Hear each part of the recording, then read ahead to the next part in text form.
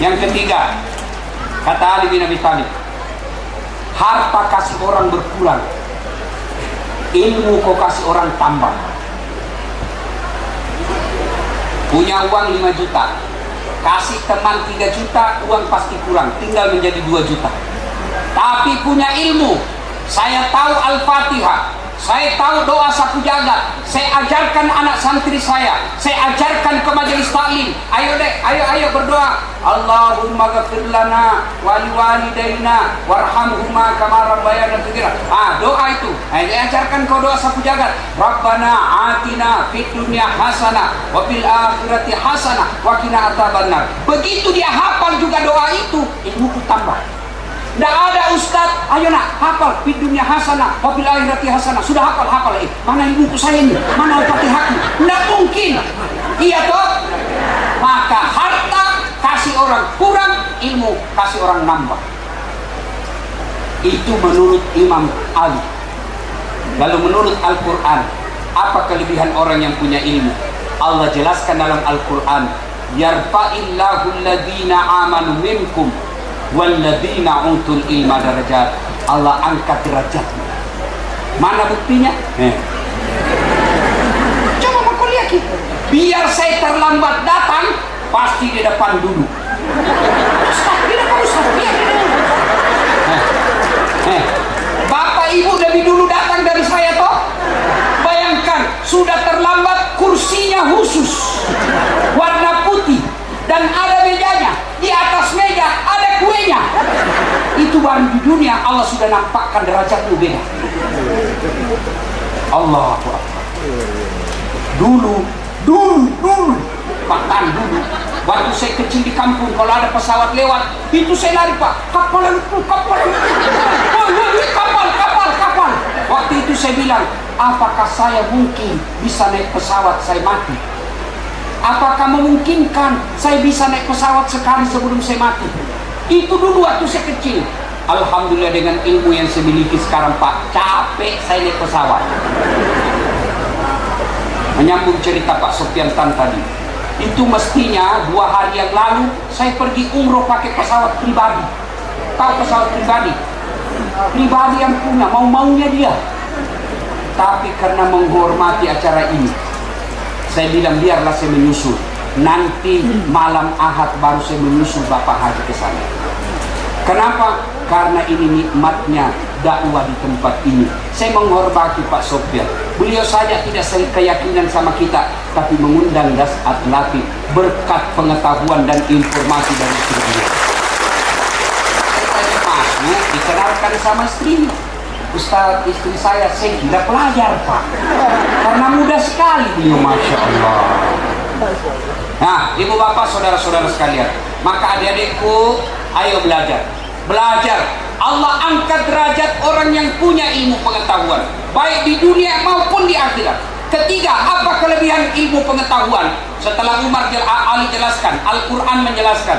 Lalu apa kelebihan ilmu lagi? Coba kita lihat ilmu pengetahuan.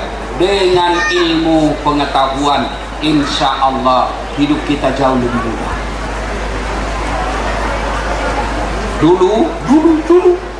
Dulu saya pernah jadi cleaning service. Saya pernah menjadi pegawai catering. Itu di Hadana Harimau Lorong 77A, namanya Bapak Reza yang punya catering, orang bau-bau.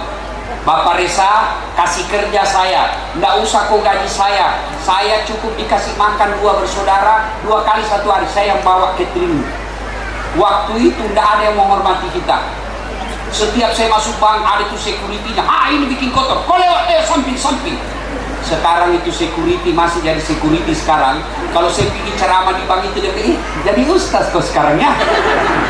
Coba membuat hidup kita lebih mudah. Maka adik-adik sekalian, belajar. Memang susah saat belajar, menghafal, disiplin, bangun lebih awal, tidur terbatas, menghafal pelajaran, mengerjakan latihan-latihan. Tapi insya Allah, Allah angkat derajatmu dengan ilmu itu. Orang yang menuntut ilmu pengetahuan, apa kata lagu? Berakit-rakit dahulu berenang-renang ke tepian, sakit-sakit dahulu, susah-susah dahulu, lalu kemudian berbahagia. Itu dulu kita, lagu-lagu kita dulu memang mendidik. Zaman saya kecil lagunya bagus-bagus. Lagu-lagu apa? Mengapa mengapa minuman itu haram? Karena merusak kepikiran.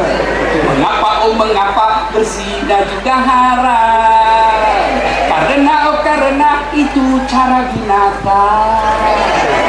Kenapa semua yang asik-asik itu diharamkan? Kenapa semua yang enak-enak juga diharamkan? Apa jawabannya?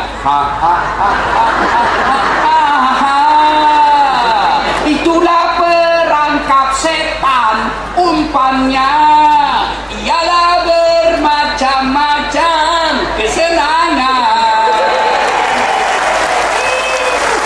Kita waktu kecil lagunya lagu dakwah, lagunya lagu nasihat.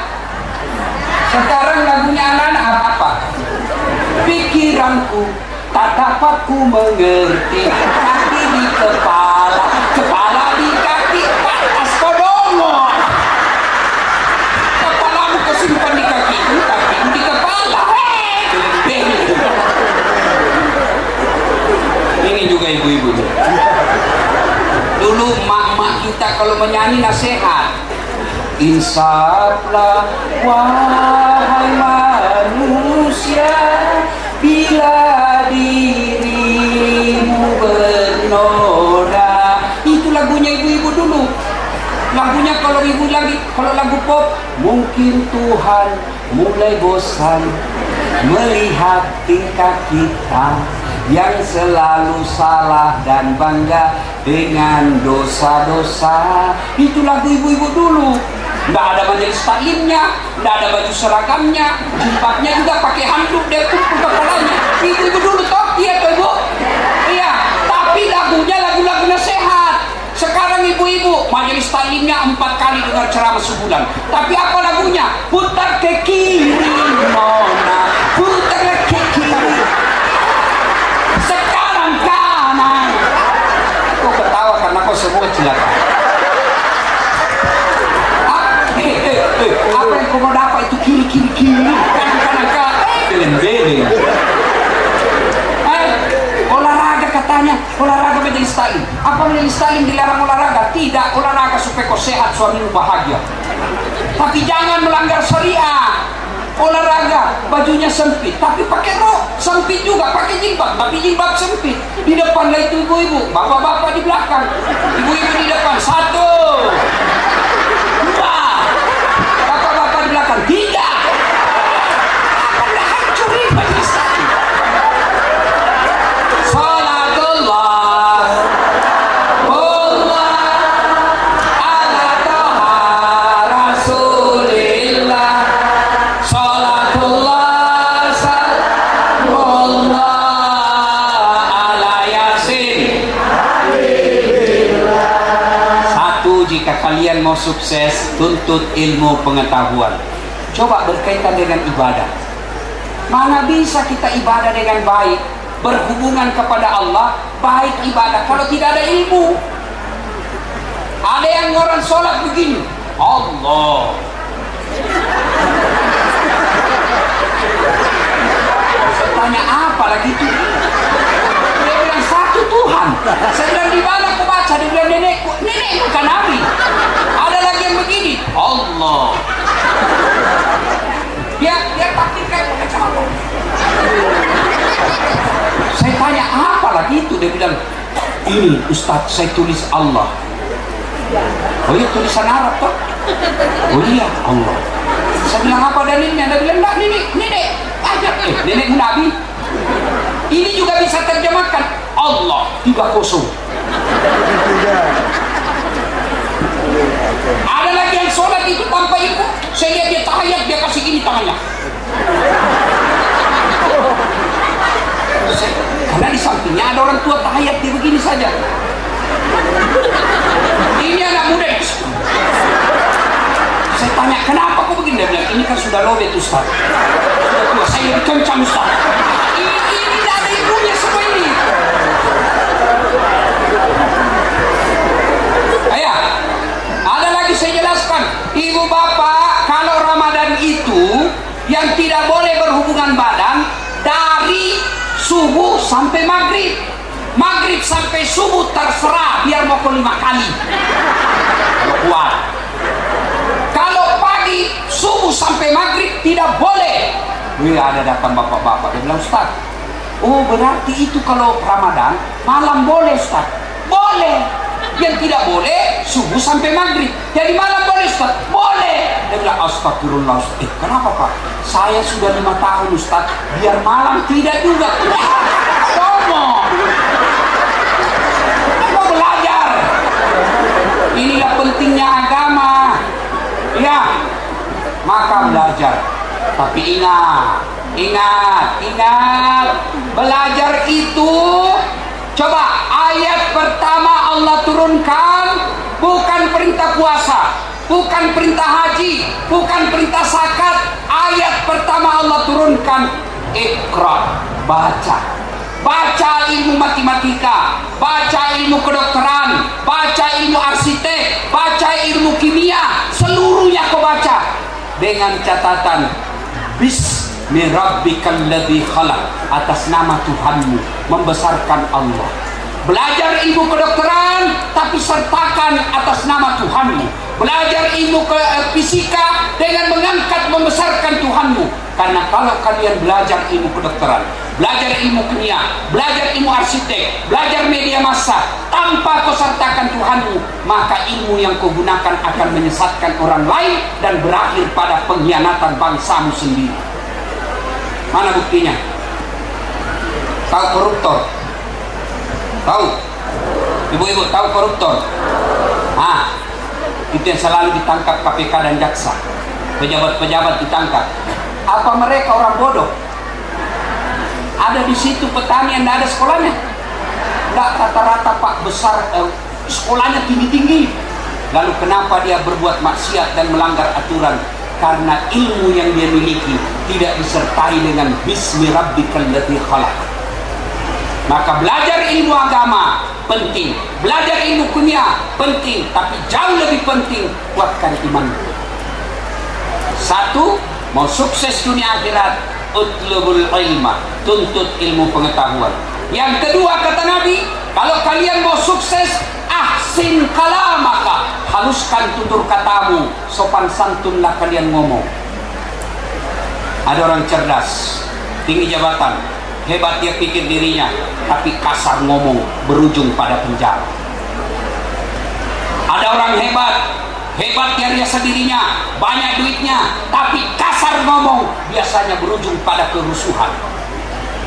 Maka kata Nabi, kalau kalian mau sukses, haluskan tutur katamu. Makin tinggi jabatan, makin tinggi sekolah, makin banyak duit, tapi sopan berbicara, makin kalian dicintai oleh rakyat. Kadangkala saya heran, kita sopan bicara sama orang lain, sementara kepada keluarga sendiri kita kasar. Mana buktinya? Banyak laki-laki, suami, sopan betul itu bicara sama istrinya orang, sama tetangga. Mana kabar Bu? Assalamualaikum. Selamat pagi Bu. Itu sama tetangga. Sekali sama saya, bodoh ini, si gendut. Astagfirullah. Istrinya dibilangi gendut. Ada begitu suami ibu? Ada? Sabarlah. Mau apa? Pak, biasanya kita laki-laki tidak tahu memuliakan istri. Ini Pak Sofyan, Pak Prof JJ, Dasat Latif, kita semua ini laki-laki, bukan kita semata yang hebat, tapi karena istri kita sabar dalam mendampingi kita.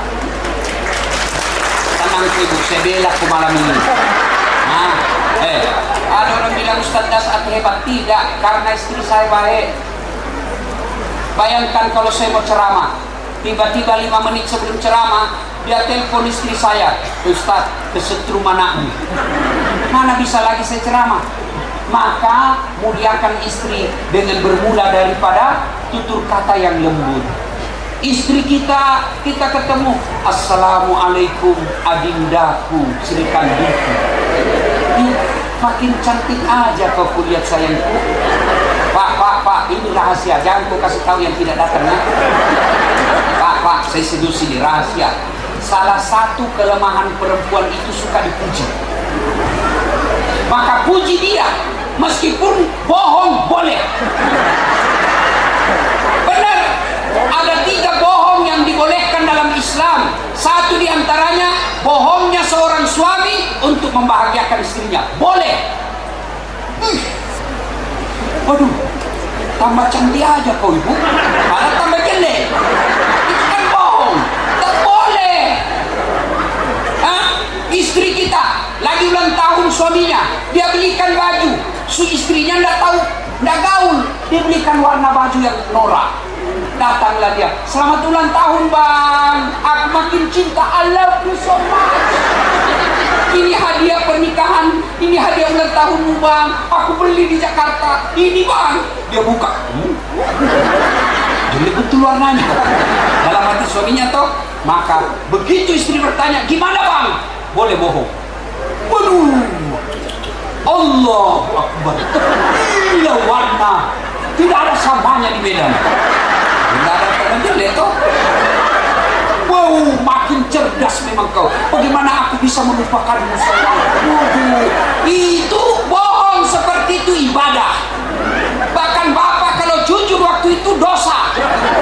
Memang kau goblok.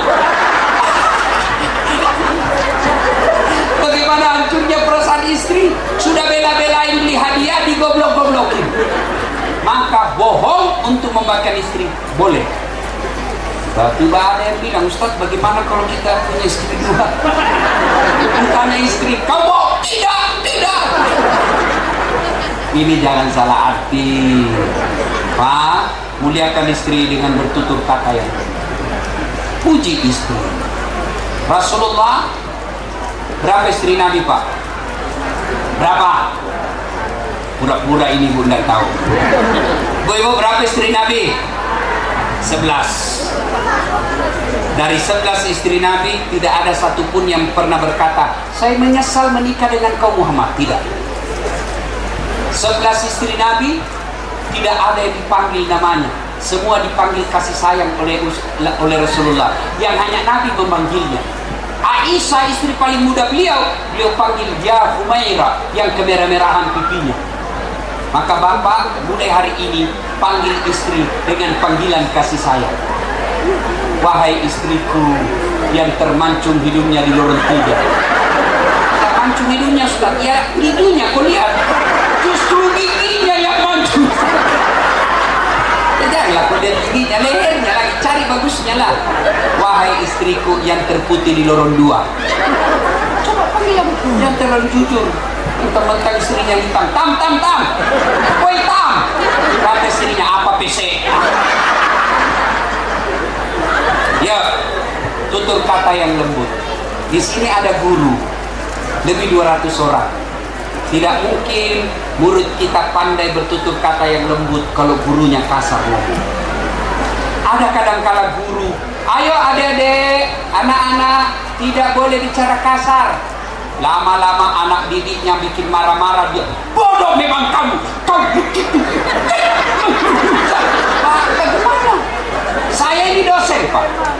Saya tujuan menghukum itu, yang penting dia tahu ini salah dan ada hukumannya, tidak harus kasar. Saya mengajar, adik-adik sekalian, ada MOU namanya, tanda tangan kontrak awal kuliah. Kalau misalnya jam 10 masuk, oke, kita masuk on time jam 10, toleransinya 10 menit. Artinya kalau 10 lewat 10 menit masih boleh masuk, 10-15 menit tidak boleh masuk anak mahasiswa, saya juga tidak boleh masuk. Itu yang namanya disiplin. Jangan anak mahasiswa kita didisiplinkan, kita tidak disiplin. Anak mahasiswa terlambat 15 menit, kita keluarkan. Kita terlambat 20 menit, kita tidak menghukum diri. Bagaimana? Maka anak-anak mahasiswa saya, ayo, ternyata ada yang masuk. Tak. Assalamualaikum Ustaz. Waalaikumsalam dek. Boleh masuk Ustaz? Dulu. Minggu lalu hadir waktu kontrak kuliah, hadir Ustaz. Jam berapa harus di kelas? Jam 10 lewat 10 menit Ustaz. Sekarang jam berapa deh? Lewat Ustaz 15 menit. Kalau begitu nanti kita ketemu ya. Duduk makin di luar, tutup pintu, nanti kita cerita lagi. Dia dihukum tanpa dia sakit perasaannya. Coba kalau saya kasar, lambat lagi dong memang ini. Sudah bilang kau masuk jam 10, kenapa situ? Dia keluar, dia kasih kempes wa motorku. Maka kalau mau sukses ibu bapak guru, tutur kata yang lembut. Tidak ada yang orang yang terhormat karena dia kasar ngomong, dan tidak ada orang yang hina karena dia lembut bicaranya. Mana bukti? Rasulullah itu paling lembut ngomong. Sampai detik ini tidak ada orang Islam, gak tahu kalau agama lain, yang tidak memuliakan Nabi. Abu Jahal kasar ngomong, sampai sekarang tidak ada yang senang.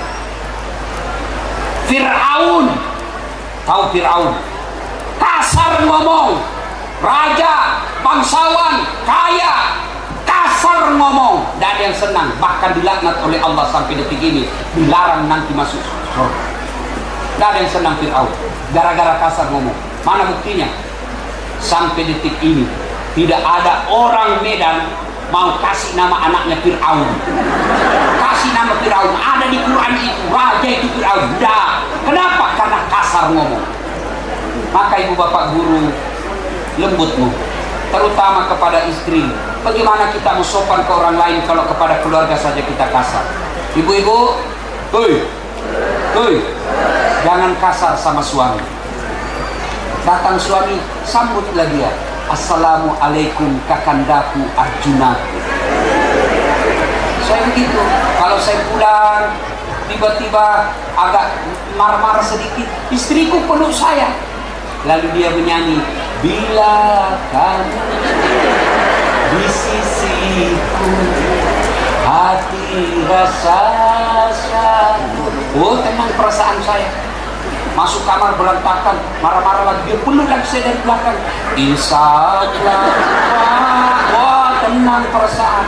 Saya juga kalau mamanya cek, tanya-tanya, kenapa Ustaz jarang sekali di rumah, keluar aja terus kerjanya. Saya tidak marah, tapi aku juga menjawabnya dengan lagu. Siang malam engkau ku tinggal pergi, bukannya aku sengaja. Demi kau dan si buah hati, terpaksa aku harus begini. Oh, selesai. Ya kalau marah juga dia lagi. Pulangkan saja aku pada ibuku atau ayahku. Kusambung, lihatlah tanda merah di pipi, bekas cium bibirmu. Coba rumah tangga begini, damai Pak. Kalau kita suami istri saling memuji, saling menyenangkan, satu marah kita diam, kalau perlu kita nyanyi, rukun rumah tangga. Yang banyak kita lihat bertengkar, sudah rumah ngontrak, penghasilan ala kadarnya, bau mulut busuk, ketek bau, bertengkar, habis lagi. Salatullah ala toha rasulillah. Salatullah salamullah ala yasin. Wah, haluskan tutur kata. Yang ketiga, kata Nabi, kalau kalian mau sukses, silul arham, sambungkan persaudaraan. Allah. Bapak tahu, kata Nabi, siapa yang mau dipanjangkan umurnya, dimudahkan rezekinya, sukses segala usahanya, tertolak dari bencana, hendaklah dia menyambungkan tali persaudaraan. Siapa yang banyak temannya, dialah orang yang sukses. Maka saya amalkan itu. Pak Sofian Tan, Pak Dokter, saya selalu bilang begini, saya ini tidak banyak duitku Pak, tapi banyak temanku. Temanku banyak duitku. Itu kalau di Makassar Bu, tidak pernah laku duit saya. Saya pergi ke pasar, itu Mama Nyece, istri saya, senang. Dia tidak mau Pak, Ustadz aja pergi Ustadz. Kenapa?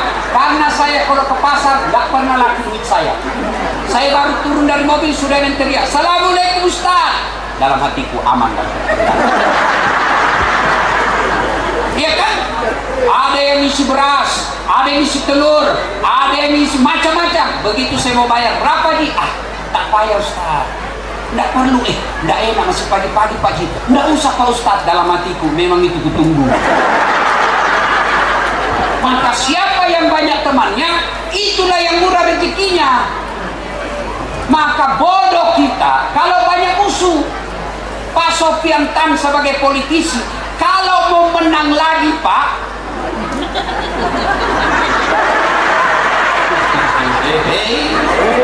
biarkan orang musuhi Bapak, biarkan orang maki-maki Bapak, biarkan orang tidak senang sama Bapak, yang penting Bapak tetap baik sama orang.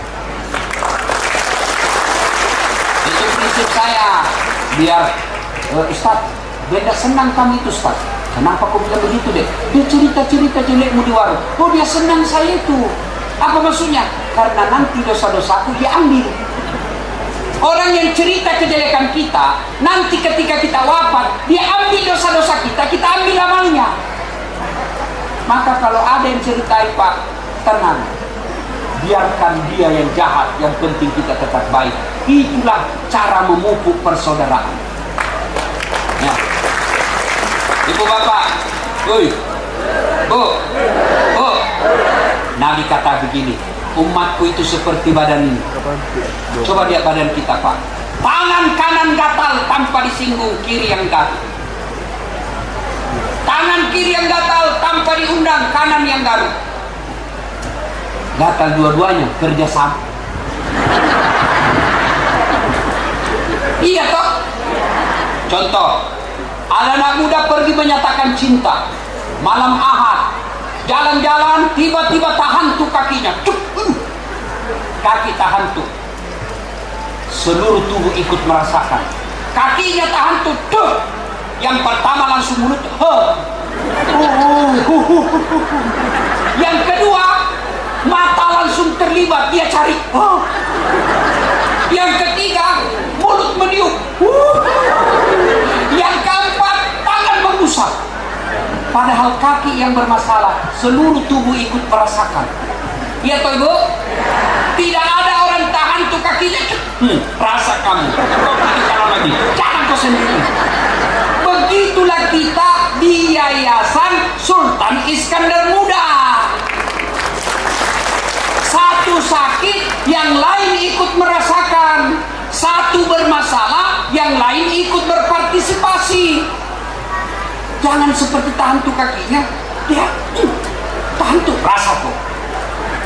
Pak Bu, kalau mau memupuk ukhuwah persaudaraan, itulah cara terbaik membangun persatuan. Di kampus ini, di lokasi ini, di yayasan ini, kalau mau tumbuh berkembang sampai ribuan tahun, harus memupuk persaudaraan. Persaudaraan itu tidak mungkin muncul kalau ada satu sombong di dalamnya. Tidak mungkin. Apa yang mau disombongkan? Apa mau disombongkan? Anggota DPR RI mau sombong 5 tahun, 10 tahun. Kalau terpilih lagi, alhamdulillah. Kalau tidak terpilih, wabillahi taufiq wal hidayah. Ya, polisi mau sombong, polisi mau sombong, ada batasnya. Apa batasnya? Pensiun. Ustadz Dasat mau sombong, apa yang kamu sombongkan? Dasat, kamu hebat seperti ini bukan karena cerdas, bukan karena hebat, tapi kamu ada yang nonton. Bayangkan kalau saya ceramah di sini Pak, berapi-api 2 jam, saudara-saudara, nggak ada yang nonton. Orang lewat, sudah lama gila itu Ustaz. Apa yang kita harus sombongkan? Maka saya heran kalau ada ahli agama tinggi sekolah, tapi sombongnya minta ampun. Wa ma utitu minal ilmi illa qalila. Saya tidak berikan kamu ilmu kecuali sangat sedikit. Maka saudaraku, kesombongan itu bisa memusuhkan tali persaudaraan. Bersatulah kita. Kalau kita kompak, segalanya bisa kita lakukan. Tidak mungkin ada kekuatan tanpa persatuan. Tidak mungkin ada persatuan tanpa persaudaraan. Coba kita lihat di sini. Tadi sebelum saya ke sini, saya mampir lihat ada masjid, ada vihara, ada gereja. Lalu di bawahnya ada pohon. Di bawahnya pohon itu ada ditulis tumbuh bersama. Artinya apa? Mari kita bersama-sama membangun yayasan ini. Ada yang menjadi tangan, ada yang menjadi lidah, ada yang menjadi mata, ada yang menjadi kaki, berbeda-beda tempat, tapi kita satu tujuan. Coba lihat mobil. Anggap mobil itu yayasan kita. Anggap mobil itu tempat kita. Ada yang jadi sopir, ada yang jadi setir, ada yang jadi gas rem. Tapi tidak boleh ada yang merasa lebih hebat dari satu. Ketua yayasan tidak boleh merasa saya lebih hebat dari guru. Karena biar bapak hebat ketua yayasan, kalau tidak ada guru, tidak mungkin Pak Sofian kan masuk kelas sampai sore pingsan Pak. Guru juga tidak boleh kau merasa lebih hebat daripada yayasanmu. Kenapa? Kamu bisa jadi guru karena ada yayasan bangun tempat itu. Maka yang baik seperti, coba lihat kalau mobil kompak. Coba kalau mobil ada sombong satu, Pak, kata setir, saya paling hebat di mobil ini. Kalau tidak ada setir, tidak jalan ini mobil. Tersinggung ban. Dia bilang, kok kira cuma kau yang jago? Oke, ada setirmu dua, tapi tidak ada bannya. Kata bensin, kok kira cuma kau yang jago? Ada setir, ada banmu, tapi tidak ada rem. Mau naik mobil tidak ada remnya? Maka begitulah mestinya kita yayasan ini. Satu, berbeda, tapi satu tujuan, mengangkat citra dan martabat yayasan kita. Ibu bapak saudara-saudara sekalian, banyak sebenarnya masih ada dua lagi, tapi waktu yang terbatas. Insya Allah. Nah ibu, terus menghina. Kok kira saya tukang parkir? Terus begini. Hah? Lanjut. Biar Pak Sofian yang lanjut 3 periode. Apa? Belum puas? Memang saya bukan laki-laki pemuas. Nanti muda saya kalau saya kasih puas ibu-ibu semua. Nah ibu bapak saudara-saudara sekalian, yang dua lagi kita doakan yayasan kita makin sukses. Ustadz Dasat datang lagi di tempat ini. Kita lanjutkan lagi pengajian. Mudah-mudahan ada manfaat. Banyak yang ingin saya sampaikan, tapi waktu jualah yang membatasi kita. Sebelum saya akhiri, saya juga ingin berpantun. Buah nangka, buah durian. Tidak cakap. Ulang. Buah nangka, buah durian. Buah pepaya, buah kelapa. Buah manggis, buah apel. Itulah buah-buahan. Demikian, assalamualaikum warahmatullahi wabarakatuh.